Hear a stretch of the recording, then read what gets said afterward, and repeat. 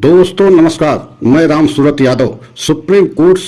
से बढ़ के एक झटके जो है मोदी सरकार को लग रहे हैं, लेकिन आप सोच नहीं सकते हैं कि मोदी सरकार मनमानी सरकार चलाने की वह सभी पराकाष्ठा पार कर गई है, जिसे एक तरीके से तानाशाही सरकार चलाने के रूप दिया जा सकता है या कहा जा सकता है। आप कल्पना कीजिए, क्या कभी आप सोचा होगा कि FIR लिखाने के लिए भी वो भी स्वर्ण पदक विजेता महिलाएं जो है धरना प्रदर्शन पे बैठेंगी या उनको बैठना पड़ेगा, जबकि आमतौर पर यही बताया जाता है या कहा जाता है कि कोई भी नागरिक कहीं भी किसी भी समय जो है FIR लिखा सकता है। FIR लिखने के बाद उसकी जांच होगी और जांच के आधार पर जो दोषी होगा उसके खिलाफ चार्जशीट दाखिल की जाती है। लेकिन आप सोच सकते हैं कि एक FIR लिखाने के लिए स्वर्ण पदक विजेता और महिला पहलवान इस समय 3-4 दिन से जो है जंतर मंतर पे धरना दिए हुए हैं, और उसी में जिस तरीके से सुप्रीम कोर्ट ने एकदम सख्त रुख अपना लिया है और दिल्ली पुलिस को नोटिस जारी करते हुए पूछा है कि आपने अभी तक जो है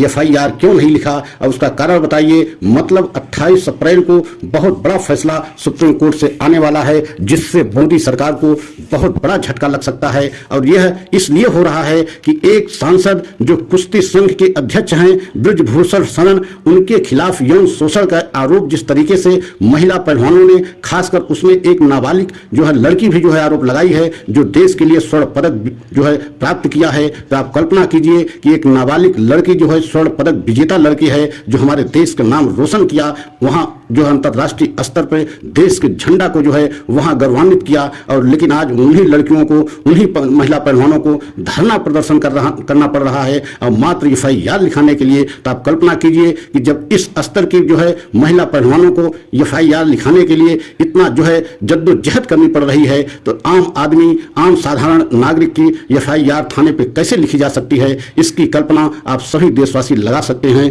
कि जिस तरीके से सुप्रीम कोर्ट को एक FIR लिखाने के लिए हस्तक्षेप करना पड़ रहा है और दिल्ली पुलिस को नोटिस जारी किया है और नोटिस जारी करके पूछा है कि आप अभी तक जो है FIR क्यों नहीं लिखा। यह मामला आज 3 महीने पहले से चल रहा है, लेकिन अब जो है जाकर के दिल्ली पुलिस हरकत में आई है और कल उसको जो है 28 अप्रैल को सुप्रीम कोर्ट में जवाब देना है। अब देखिए सुप्रीम कोर्ट में क्या जवाब देती है दिल्ली पुलिस। क्या मोदी की जी हजूरी में जाकर के यही कहती है कि हम FIR लिखने में असमर्थ हैं? उसके बाद जो है सुप्रीम कोर्ट का क्या रुख होगा, कैसा जो है कड़ा रुख सुप्रीम कोर्ट अपनाएगा, ये कल आने वाले समय में देखा जाएगा। और आप कल्पना कीजिए कि एक FIR के लिए जो है सुप्रीम कोर्ट को हस्तक्षेप करना पड़ रहा है, मात्र इसलिए कि पूरी सरकार, मोदी सरकार पूरी एक सांसद को बचाने में लगी हुई है, और यह जानते हुए कि हमारा सांसद जो कुश्ती संघ का अध्यक्ष है ब्रजभूषण शरण, उन पर बहुत ही संगीन आरोप लगाए गए हैं, मतलब यौन शोषण के, लेकिन पूरी सरकार उनके साथ खड़ी हुई है। और आपने यही नहीं बल्कि 8 साल में यह देखा होगा कि मोदी सरकार के खासकर कोई सांसद विधायक पे कोई भी आरोप लगा होगा तो उनको बचाने के लिए पूरी सरकार एक तरीके से एड़ी चोटी की ताकत लगा दिया है, लेकिन उनको जो है किसी तरीके से अपने स्तर से कार्यवाही सरकार नहीं की है, वो चाहे प्रदेश स्तर की सरकार रही हो, चाहे केंद्र स्तर की रही हो, और वही हो रहा है। और आज आप देख रहे हैं कि जिस तरीके से सुप्रीम कोर्ट एक से बढ़ के एक झटका मोदी सरकार को दे रही है, लेकिन इसके बावजूद जो है मोदी सरकार एकदम मनमानी तरीके से शासन चला रही है। आपने देखा है किस तरीके से जो है उत्तर प्रदेश में पुलिस कस्टडी में जो है कि कहते हैं हत्या होती है, और पुलिस के कस्टडी में 2 अपराधी थे, अतीक अहमद एवं अशरफ। ये अलग विषय है कि वो माफिया थे, ये सही है, उनको सजा मिलनी चाहिए, उनको फांसी होनी चाहिए। लेकिन जिस तरीके से पुलिस की कस्टडी में और एक तरीके से पत्रकारों से बात करते हुए और पुलिस की कस्टडी में उनकी हत्या की जाती है, इस बात को लेकर के भी सुप्रीम कोर्ट में 2 याचिकाएं दाखिल की गई हैं। एक याचिका विशाल तिवारी जो दायर किए हैं, सुप्रीम कोर्ट के काफी बड़े वकील हैं, और दूसरी याचिका जो है अमिताभ ठाकुर दाखिल किए हैं। और इन दोनों याचिकाओं में एक ही मांग की गई है कि 183 एनकाउंटर जो है उत्तर प्रदेश में योगी राज में हुआ है, और यह 183 एनकाउंटरों की जो है जांच होनी चाहिए, और जांच के लिए जो है तो सुप्रीम कोर्ट के कोई रिटायर्ड जज के नेतृत्व में जांच होनी चाहिए, क्योंकि दोनों याचिकाओं में कहा गया है कि यह 183 जो एनकाउंटर हुए हैं और पुलिस कस्टडी में भी कुछ मौतें हुई हैं या कुछ हत्याएं हुई हैं पुलिस कस्टडी में, तो इसको लेकर के भी एक तरीके से सुप्रीम कोर्ट सख्त रुख अपना लिया है, और इस पर भी 28 अप्रैल को कुछ बड़ा आदेश आने वाला है। लेकिन इसके पहले ही योगी सरकार एक तरीके से घुटने टेक दिया है, और योगी सरकार को लग रहा है कि कहीं न कहीं सुप्रीम कोर्ट से कोई बड़ा फैसला हो जाए, और इसके पहले आदेश सुप्रीम कोर्ट में योगी सरकार की तरफ से एक याचिका दाखिल की गई और कैवियत दाखिल की गई और यह अनुरोध किया गया और कहा गया कि कोई भी आदेश पारित होने से पहले सरकार की भी सुनी जाए। मतलब योगी सरकार को लग रहा है कि कोई न कोई बड़ा आदेश सुप्रीम कोर्ट से हो सकता है,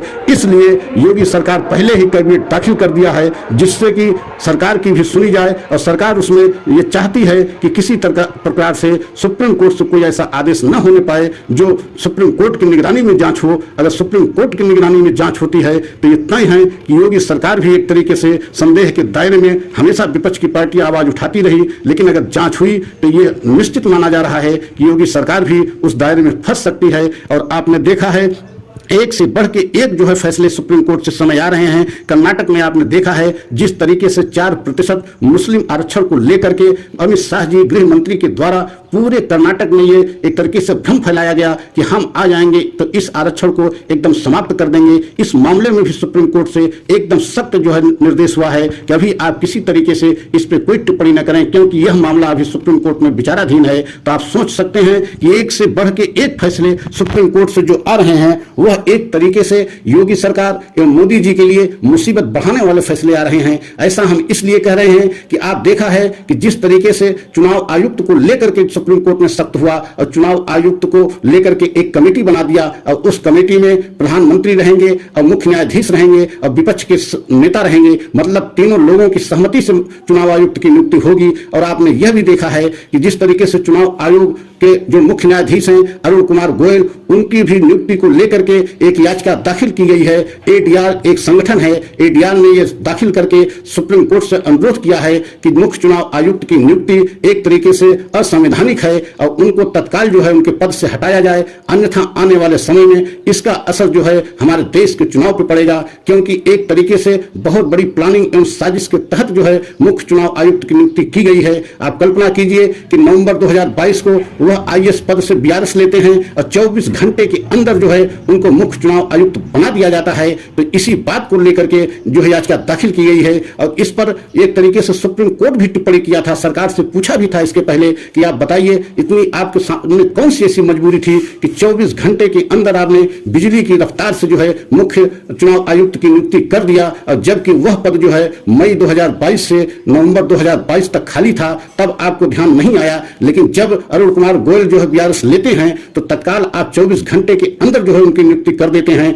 मतलब बिजली की रफ्तार से भी ज्यादा तेजी से उनकी नियुक्ति करते हैं। यह टिप्पणी सुप्रीम कोर्ट पहले ही कर चुका है। तो ऐसे में उनको हटाने के लिए जो याचिका दाखिल की गई है, अगर उस पर भी फैसला आया कि मुख्य चुनाव आयुक्त की नियुक्ति असंवैधानिक है और उनको भी हटाने का अगर सुप्रीम कोर्ट से आदेश आया तो यह बहुत बड़ा एक तरीके से मोदी सरकार के लिए झटका होगा। क्योंकि अगर अरुण कुमार गोयल मुख्य चुनाव आयुक्त के पद से हटते हैं तो आप समझ लीजिए कि आने वाले समय में जो भी चुनाव होंगे एकदम स्वतंत्र एवं पारदर्शी होंगे। और विपक्ष की पार्टियों द्वारा, विपक्ष के नेताओं द्वारा जो यह आरोप लगाया जाता रहा वह एक तरीके से सारे आरोप तब समाप्त हो जाएंगे और आने वाले समय में यह सब देशवासियों के सामने आएगा। और हमारा सच यह सुप्रीम कोर्ट से संबंधित अगर आप लोगों को अच्छा लगा हो तो लाइक सब्सक्राइब करते हुए कमेंट के द्वारा अपनी राय अवश्य दें कि आने वाले समय में क्या मोदी सरकार की मुश्किलें बढ़ती जा रही हैं। और अगला सच पुनः आप सबके सामने लेकर के आऊंगा। जय हिंद, जय भारत, नमस्कार।